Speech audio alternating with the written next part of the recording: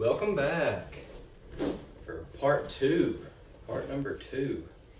Last week we talked about, what did we talk about last week?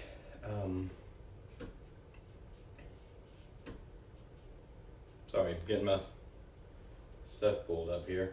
Last week we talked about the young and the old prophet, and how listening to lies ended up getting him eaten by lions. And today we're talking about ghost stories. Ghost stories in the Bible. Who knew, right? Actually, let's see here. My camera is way over there, so I'm trying to pull up the comment section over here on the laptop so I can see what you guys are saying. Let's see, just a second. Where is it at?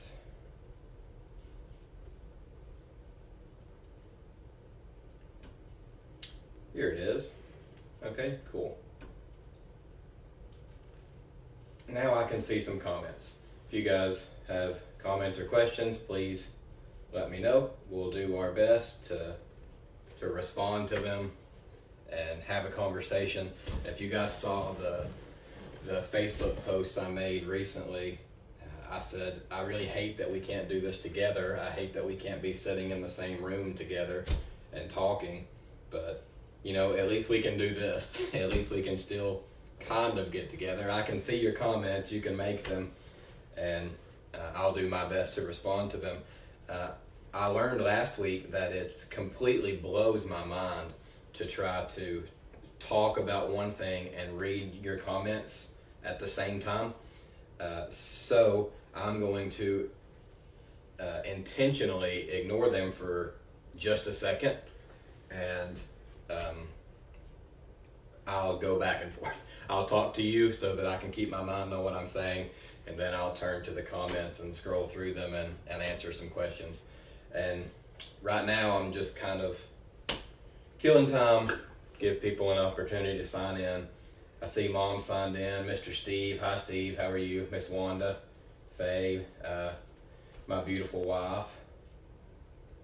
Welcome.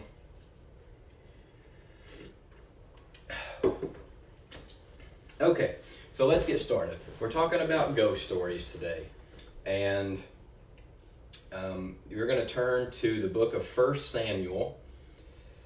Our story is going to take place in chapter number 28, but as always, it's important that we have some backstory, so I'll quickly try to summarize this, get everybody caught up so that we all understand what's going on and the setting that we're in, and we will move forward from there.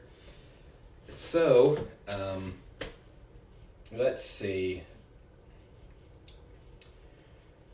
Actually, before I do that, I'll just start with the backstory. I'll push this over and just start with the backstory. So, we know that King Saul is the very first king of Israel.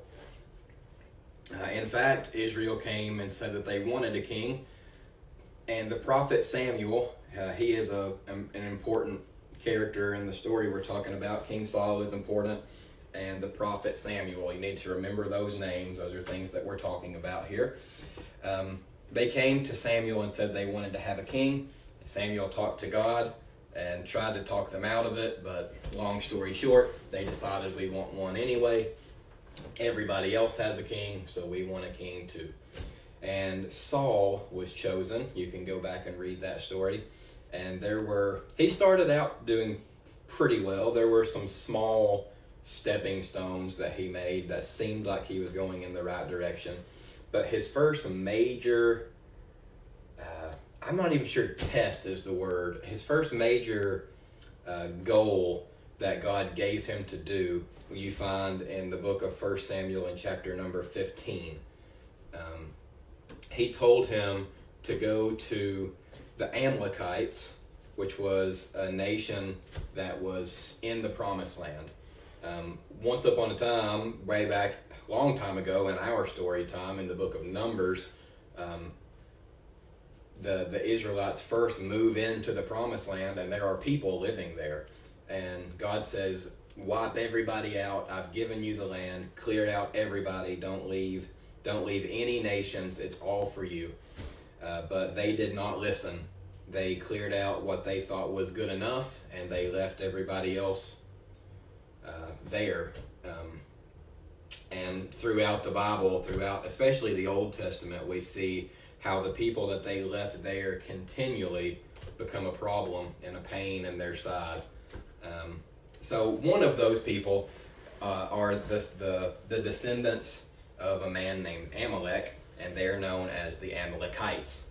So way back in 1 Samuel chapter 15, God tells King Saul, go fight the Amalekites, wipe them off the face of the earth.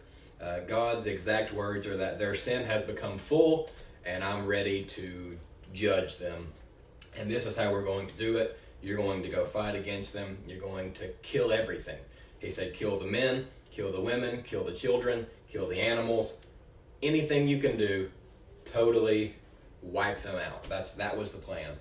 And they went to war. They won, as God told them that they would. But Saul made a terrible mistake and chose not to wipe them out completely. In fact, when the prophet Samuel shows up after the battle is over, Saul meets him and says, basically, I'm paraphrasing, but he says, praise the Lord. We've done the will of God. We've done exactly what we're supposed to do. And the prophet Samuel says, if you've done what you're supposed to do, then why do I hear sheep bleating? Because the sheep are not supposed to be alive. Everything was supposed to be killed. And later throughout the story, you learn that Saul allowed some of the better animals to live. He allowed the king of the Amalekites to live, took him as a prisoner. Again, you can go read that story in 1 Samuel chapter 15. But towards the end of the chapter, we see a very important phrase that's important to what we're talking about today, and that's why I brought it up. Samuel tells King Saul that he's made a terrible mistake, that you have not obeyed the word of God. And Saul says, I've sinned, I've done wrong, please forgive me, let me worship with you again. And Samuel says, no. He says, you have, I'm going to try to quote it. He says, you have rejected the word of the Lord, so therefore the Lord has rejected you from being king over Israel. And he goes on to say that he was sorry, that God was sorry that he ever made Saul the king of Israel. And from that point forward, we see, if I remember correctly, it's the last verse in chapter 15. Samuel says that he never went to see King Saul again. So the important thing that you need to remember is that up to that point and during that, Samuel was the man of God who told King Saul anything that God wanted to tell him. He's the one who anointed him as king.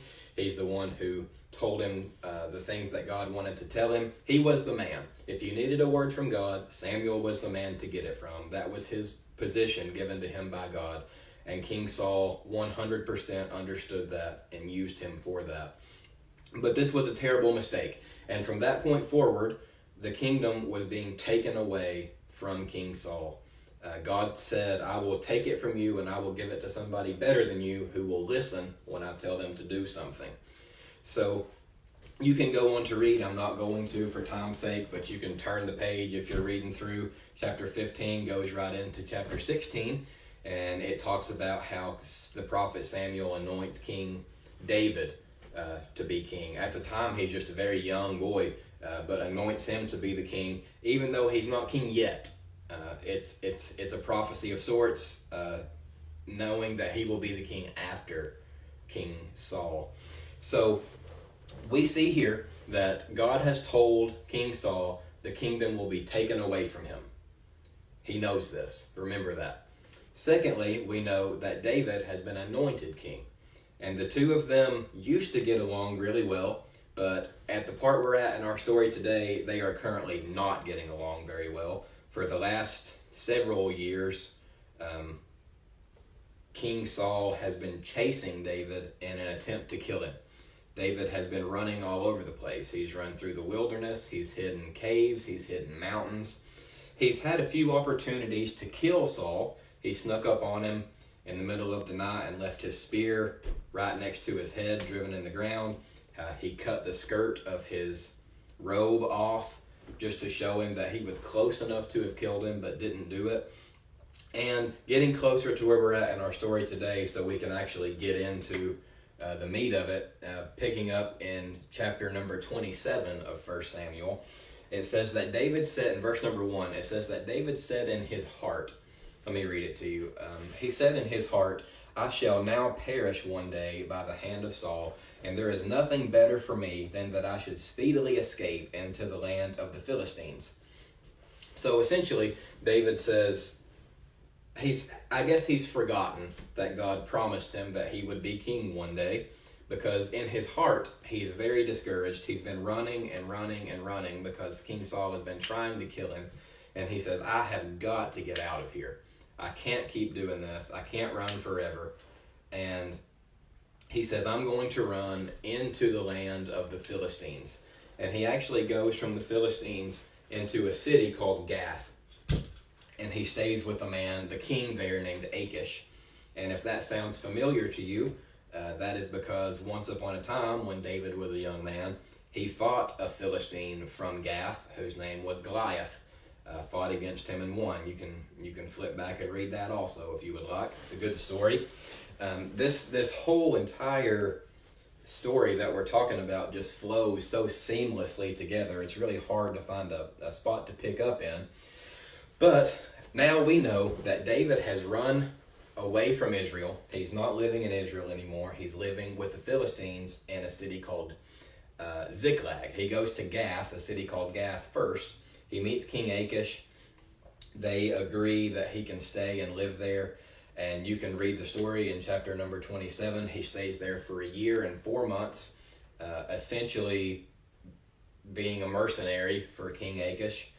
And it comes to the point at the end of the chapter and the beginning of chapter number 28 where the king of the Philistines says, we're going to war against Israel. We're going to fight against them. And you, David, are going to fight with us. So that puts David kind of in a tight spot. He does not want to fight against his people, against God. But if he doesn't, he could also be killed by King Achish. So he's kind of in a tight spot here. And his response is, I'll do whatever you want me to do. He essentially says, if you want me to fight with you, then you'll finally get to see in person what I can do. He doesn't back down from it. He goes right along with it. Long story short, I'm not going to get into this part of it, but David ends up not actually having to fight. Spoiler alert. If you want to go back and read that, it's a very good story again, but like I said, I'm trying to hit the highlights so we can get into our story. So now we have, picture if you will, the Israelites are ready to attack and the Philistines are ready to attack. There's a war that's ready to start here. David is on the enemy side of all places. It's a crazy story how he winds up there, but he is on the enemy side. And King Saul is over here fighting for Israel, who has been rejected by God. He has rejected God, and God has also rejected him. So try to imagine, if you will, you have a mountain on this side, and you have a mountain on this side. The Israelites have lined up on one side, the Philistines have lined up on the other, and the goal is that when the battle begins, they're going to run down their sides of the mountain and meet in the valley in the middle, and the war is on. That's the plan, and that's where we're picking up right now in chapter number 28 of 1 Samuel. I'll wait just a second. I told you I would pick up comments here. If anybody has questions, please, I'll scroll through them here and see if anybody said anything just yet. I see where people are joining us. Miss Kathy and Miss Edwina and Miss Sharon, thank you guys. And Joe, thank you for joining in with us. Carl and Ruth and Alan. Oh, Ruth and Alan, I'm so glad you guys are watching with us. I miss you guys. Hope you're well. Hope you're doing well. So no questions yet, it seems like. So we'll just keep going, and I'll check that back in just a second. We have the Philistines on one mountain, the Israelites on the other mountain, and they're ready to go. I'm sure you can feel the tension. The battle is rising. Everybody's pumping themselves up. They're ready to go. And here is King Saul, who is supposed to be the leader, the fearless leader, to lead Israel in their battle against these pagan, idol-worshiping people, the Philistines. But that's not what he is. He's actually scared to death. He is just tortured by this evil spirit. He's scared to death. He doesn't know what's going to happen.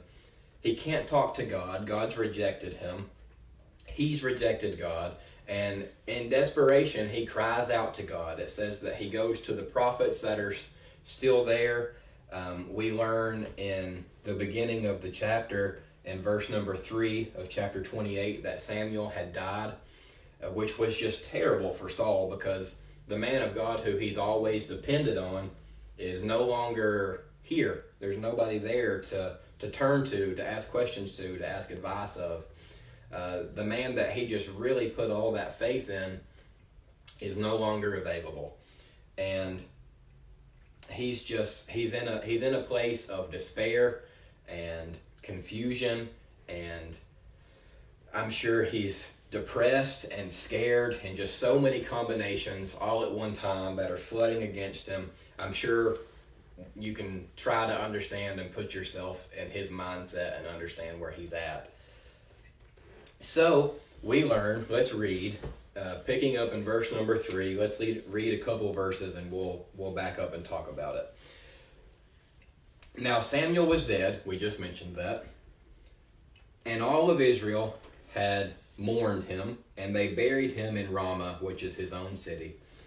And Saul had put away everyone that had familiar spirits and wizards out of the land.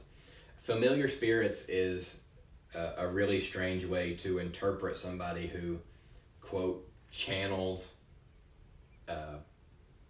people from the afterlife. I looked it up. I did a word search, looked through the Hebrew words. I'm not going to try to pronounce that word because I know that I wouldn't do it right. But the word familiar spirit is also the same word that they would use for a wineskin, something that holds wine. And the purpose was because the person who is essentially a wizard or a witch or sorcerer or anybody who's practicing witchcraft, they would make themselves an empty vessel, for lack of a better term. Yes, Carl, mediums. That's the word you're looking for. Thank you, mediums. People who would speak to the dead, or at least claim to, and we'll get into that shortly. But Saul has thrown all of these people out of the land. It's illegal. They're not allowed to be here anymore. In fact, God made it illegal. If you go back to Leviticus, I think it's chapter 19, and again in 31. Don't quote me on that. I'm trying to remember that from memory. Anyway, two places I know for sure God tells them in Leviticus when he's making the law for them that nobody will practice witchcraft. That's illegal. That's against God. We're not doing it.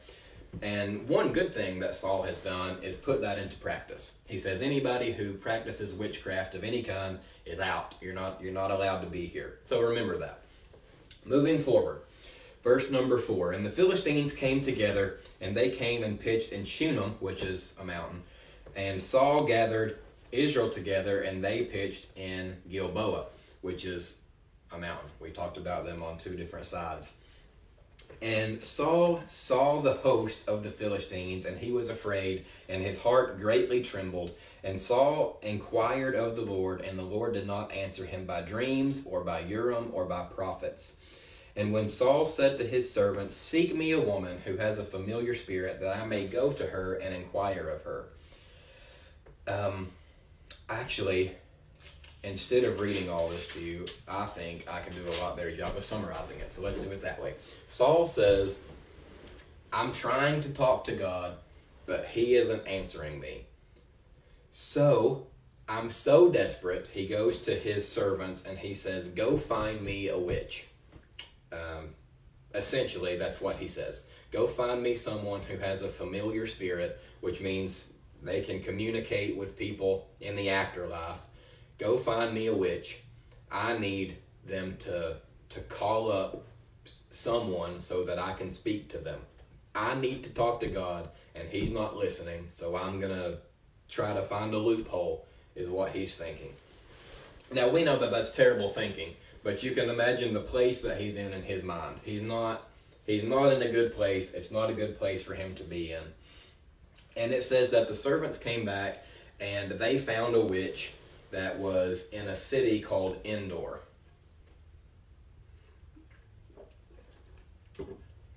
Now, it will not be surprising for you to learn that the witch of Endor was an actual person. Of course she was. She's listed in the Bible, and we know that these are actual accounts. They're not made up stories. You can find proof of everything that's in the Bible outside and other sources. It all really happened.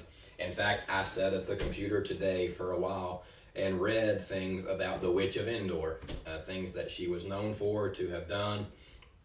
She was an evil person who practiced some pretty scary stuff, but she did exist and she was there. Endor is another one of those cities. If you remember that the Israelites did not wipe out from the Promised Land. We said that Amalek, the Amalekites, were one of them, and they caused a problem. And now we see Endor is also one of them, and this is where this witch lives now, in the city of Endor. So, let's see. Scrolling through just a second, excuse me, making sure nobody's made comments or said anything. I'm doing my best to pay attention to the comments. I'll try to respond to them whenever I see them. So, he finds this witch who's not supposed to be practicing what she's doing. It's illegal. He's made it illegal. She's not supposed to be doing that. So he dresses up in a disguise. It says he disguises himself and goes down in the night. He leaves the battlefield. Remember, where the battle is set. The people are lined up. They're ready to go. And in the middle of the night, Saul and a few of his men sneak off, and they go see this witch in the city of Endor because he's so desperate. So when he gets there, he says, or the witch there asks him, "What can I do for you?" And he says, "I need you to call someone up for me, and I need to speak to Samuel." Now, her immediate response seems like she doesn't want to cooperate. She says, "You know, King Saul made this illegal. You know that I'm not supposed to be doing this. You know, if I get caught, the punishment is death. I'm not supposed to be doing this anymore." And Saul says something that makes me really sad. In verse number 10, he says, "Saul sware to her by the Lord, saying, As the Lord lives, no punishment shall happen to you for this thing." And that just made me really disappointed when I read that, because we know that that Saul's relationship with God is not good right now. They're not talking.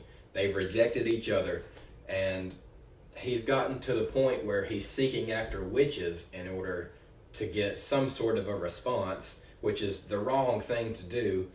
And now he's swearing by God, and he's promising. He's going to this sinful lady who's actively practicing witchcraft.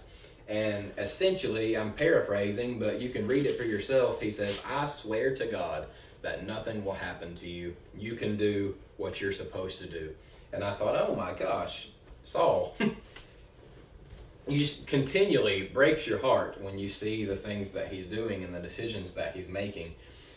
But at that word, the lady doesn't know that he's the king. Remember, he's disguised himself. At that word, she answers back and says, "Who should I bring up?" And he says, "I need to talk to Samuel." And verse number 12, when the woman saw Samuel, we assume that there is some time that elapses between those verses, that he doesn't say, "I want to talk to Samuel," and then immediately Samuel's there. There's probably some sort of ritual or enchantment that she goes through. And I think it's probably a good point. Let's actually talk about it now before we get into it. What this woman is doing is she claims that she can speak to people who have died.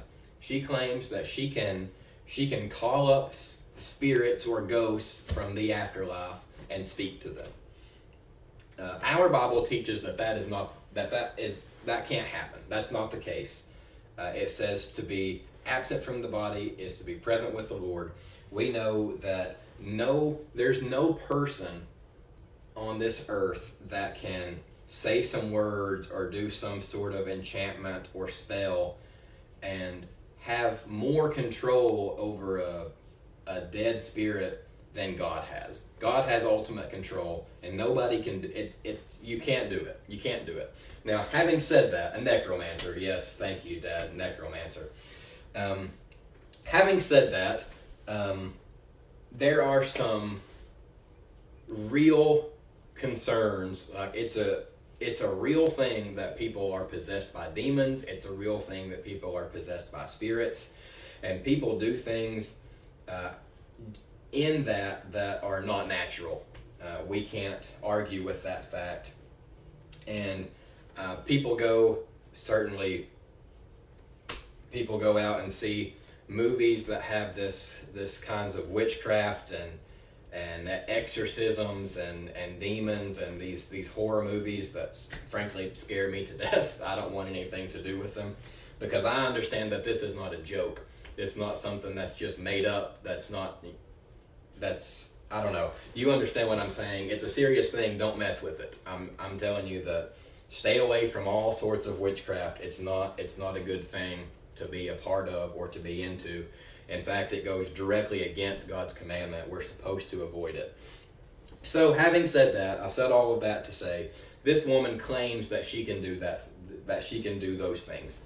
And maybe with the help of an evil spirit, she can do something similar. Maybe she can call up some sort of resemblance of someone. I don't know. I've read so many commentaries because I know that the Bible teaches us that can't happen. But I also know that there are demons and spirits that are evil that can do things that are not natural. So let's press on. Let's press on. I don't want to continue to get mixed up in what we're talking about here, so let's press on. He asked to speak to Samuel, and she calls him up. Verse number 12. When the woman saw Samuel, she cried with a loud voice.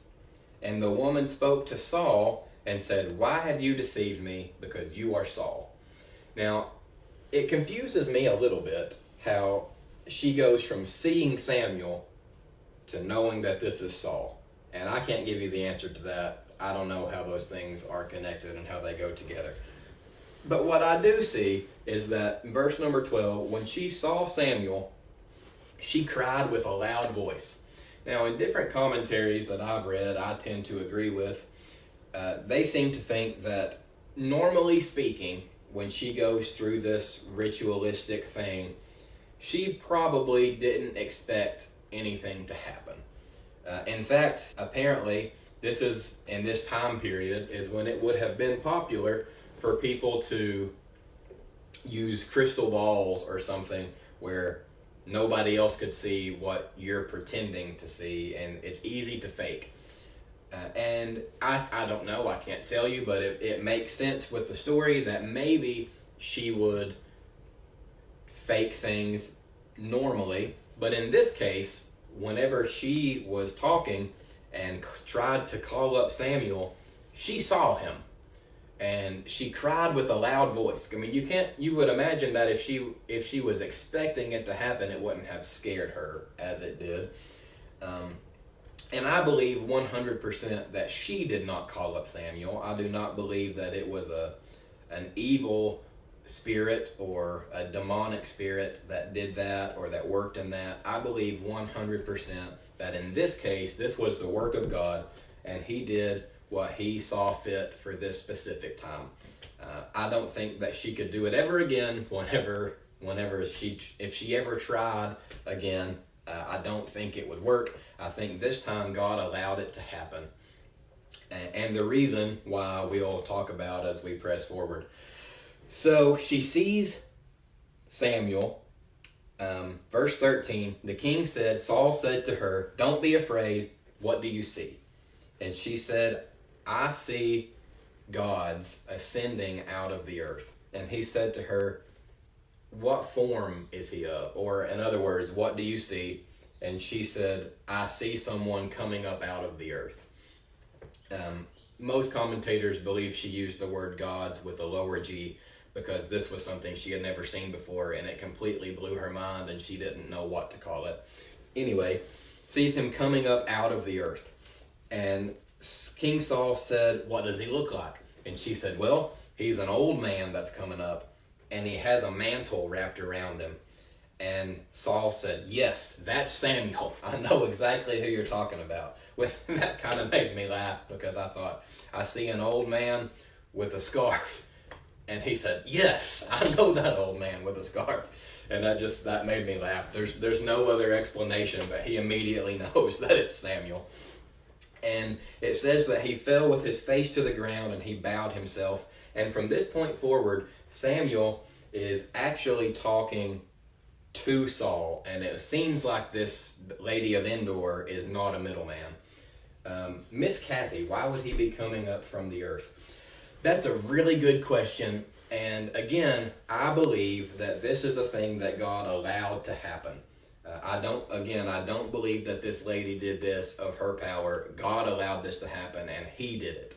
At this point, anybody who died would be in the belly of the earth. I don't have a reference for it. I should have written it down. But we do have an example in the Gospels, in the first Matthew, Mark, Luke, or John. I'm sorry, I don't remember where exactly it is. But Jesus is talking, and he talks about people dying and being in the belly of the earth. And there's a gulf fixed between them where people who would go to heaven and people who would end up in hell, and there's a split between them and they can't cross back and forth. I'm sure somebody in the comments can look that up and find that answer. Because up to this point, Jesus had not died. Sins could not be forgiven. Nobody has died and gone into heaven just yet. They're waiting for Jesus to come and pay that ultimate price for their sin. So I believe that if he was coming up from the earth, because that's where he was, his spirit was in the belly of the earth, and he came up out of it in order to come talk to them. Again, I don't know that for sure. That's my personal preference, and that's just what I think about it. Thank you, Dad, is commenting for us. That's in Luke chapter 16. We also see in another place, if you want to try to look it up, it says that when Jesus died, he actually went down into the belly of the earth and preached to people there. So we know that people were there. Anyway, moving forward, we see Samuel and Saul are in this lady's house, and they're having a conversation, picking up right around verse number 15. And it's not, part of it's really funny. If you read their conversation, it's funny. It is. Because the first thing that Samuel says is, "Why have you disquieted me?" Or in English, we would say, "Why did you bother me? Why did you bring me back up here? I was busy, I was resting, I was whatever I was doing there. Why did you bring me here? What do you want from me?" And I'm sure Saul is just pale as a ghost. I mean, literally, he's seeing what would be considered a ghost. And he says, let's see, where is it? He says, "God has left me, and he will not answer me. I've tried to talk to him through prophets. I've asked him for dreams. He won't give them to me. I don't know what else to do, and you're the man of God, so I thought, I'll ask you.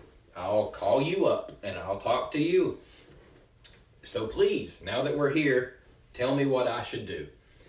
And Samuel answers again, right back the way that he always does. Samuel has a really good, I don't know the word I'm looking for. He's very consistent, and he will give you a word, especially to Saul, throughout. If you go back to the beginning of the book of Samuel and read through, Samuel is always just to the point. He'll tell you what it is, whether you like it or not. He lays it out there. He doesn't sugarcoat anything. So when Saul says, I don't know what else to do, I didn't know where else to turn, God wouldn't answer me, so I'm calling on you, an old friend, talk to God on my behalf, help me out here. And Samuel says, why are you asking me since God has left you? Why are you asking me to go to God on your behalf when you already know the answer? God's already told you that he's not doing this, that we're not having this conversation. So why have you brought me into the middle of it? He said, I'm going to give you the same answer that God gives you, and that's nothing.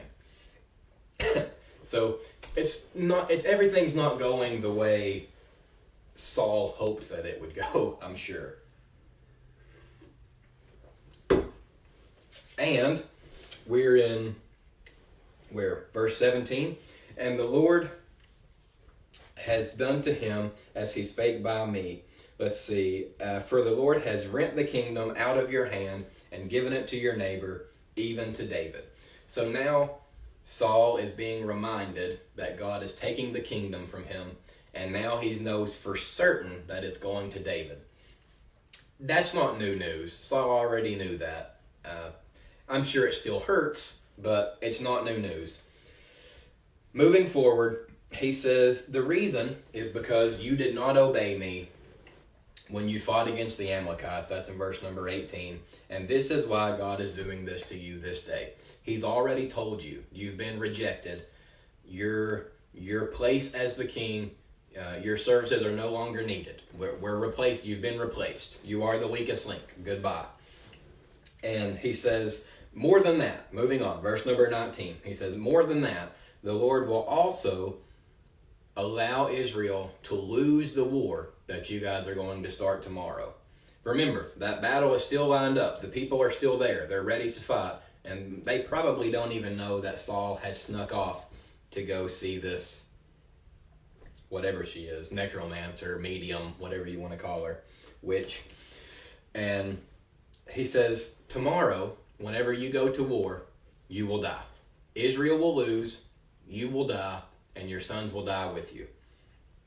And then he says, and you will come here with me. So you will die, and that's going to be the end of King Saul. He knows that beforehand, and he's getting this word. So I mentioned before, and I'll back up again to reiterate, that if you go look in commentaries and read about it, there are several different explanations as to, did this lady actually call up Samuel? And how did that work? Did they actually talk to him? Did you understand the confusion? Some people will say that they believe it was an evil spirit that allowed that to happen, some sort of demon. I disagree with that, because that spirit would have had a prophetic word from God that Saul is going to die tomorrow and his sons with him. I don't believe that. I believe that doesn't make any sense.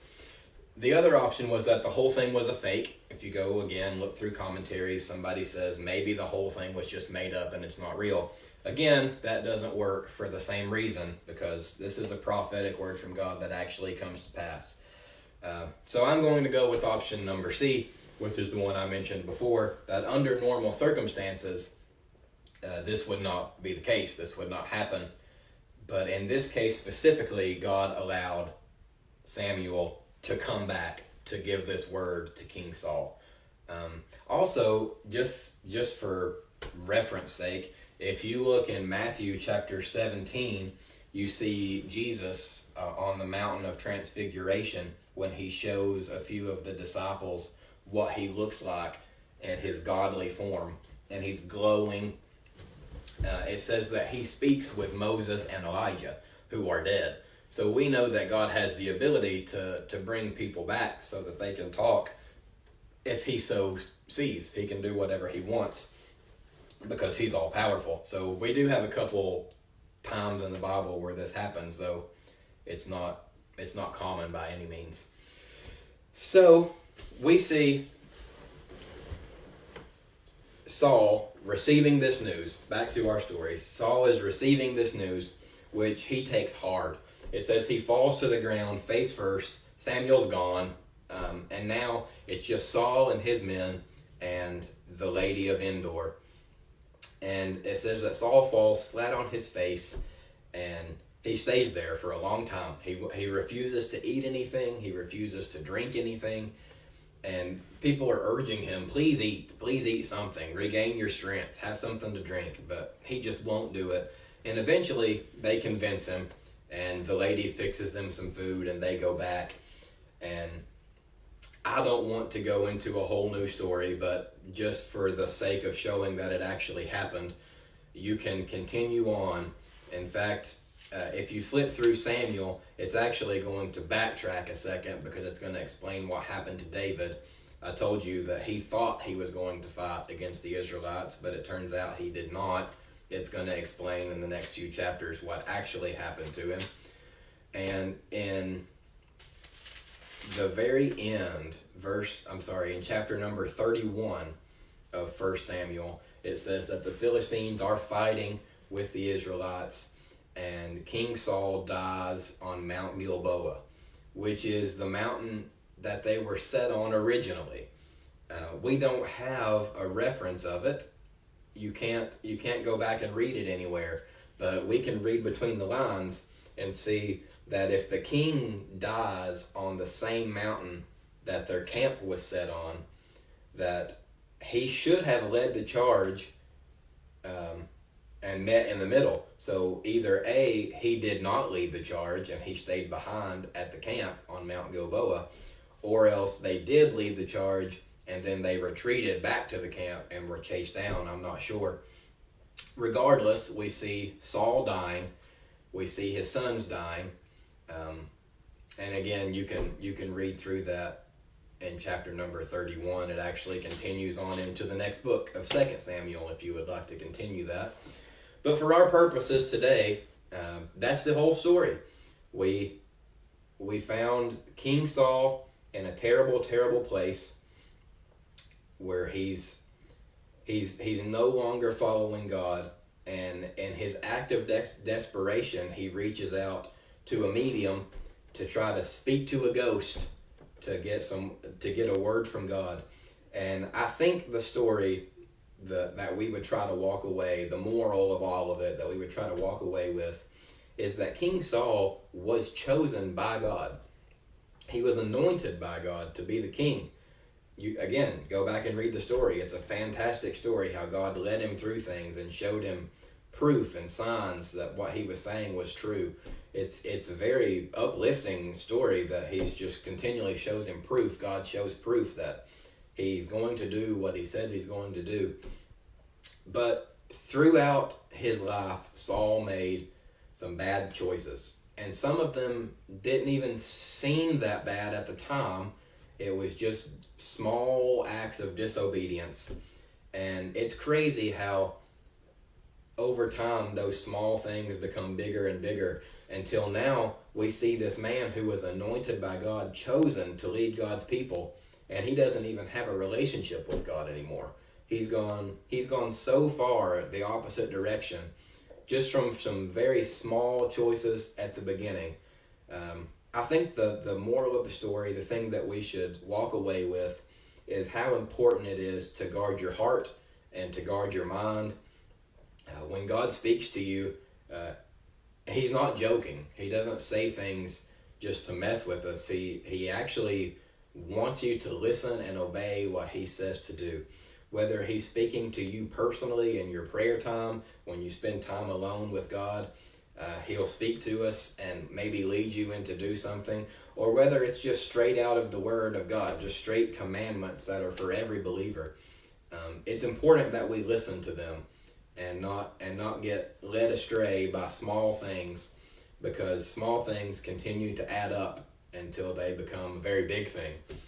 But I'm finished. If nobody else has comments or questions, I'll wait just a few minutes and scroll through the comments here just to see if anybody has something they would like to ask or add.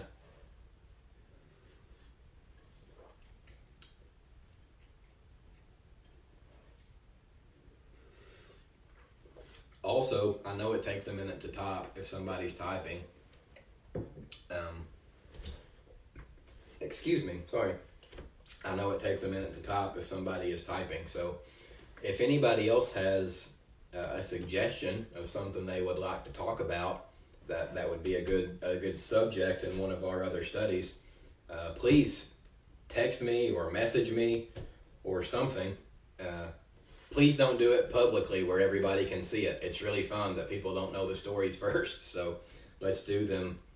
Message me privately and we'll go through them. I have a long list, and if nobody has a suggestion, that's fine. I've got a bunch of them. We'll continue on.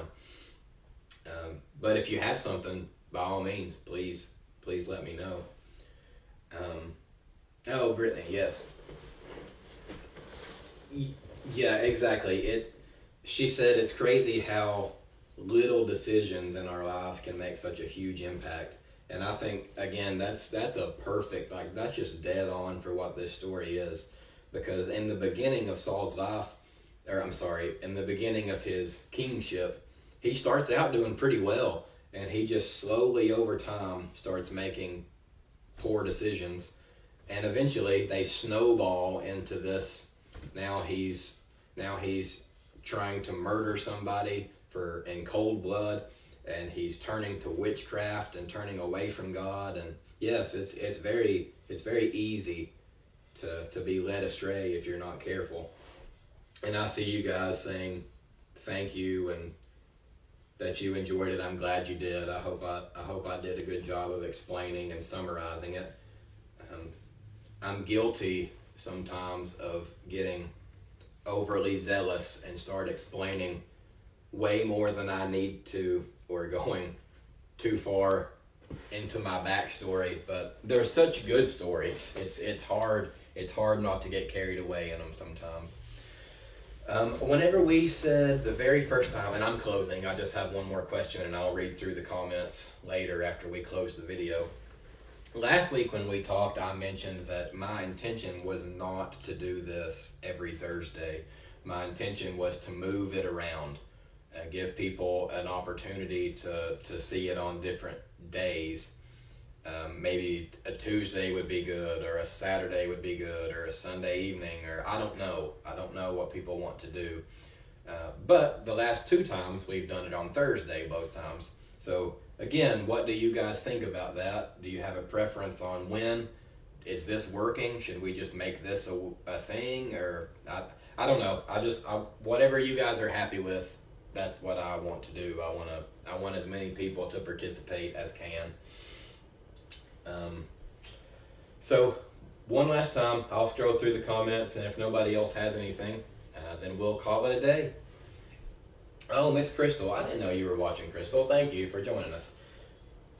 She says, seeking God before we make choices and decisions determines the success of our walk with God. Yes, 100% so.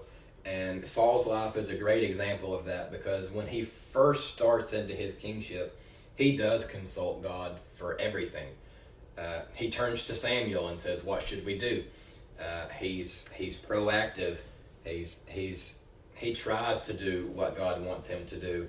But then he starts thinking that God isn't moving fast enough, or that in one case, the prophet Samuel is not moving fast enough, and he takes things into his own hands and starts trying to move in his own decisions and his own ideas, which eventually lead to his demise.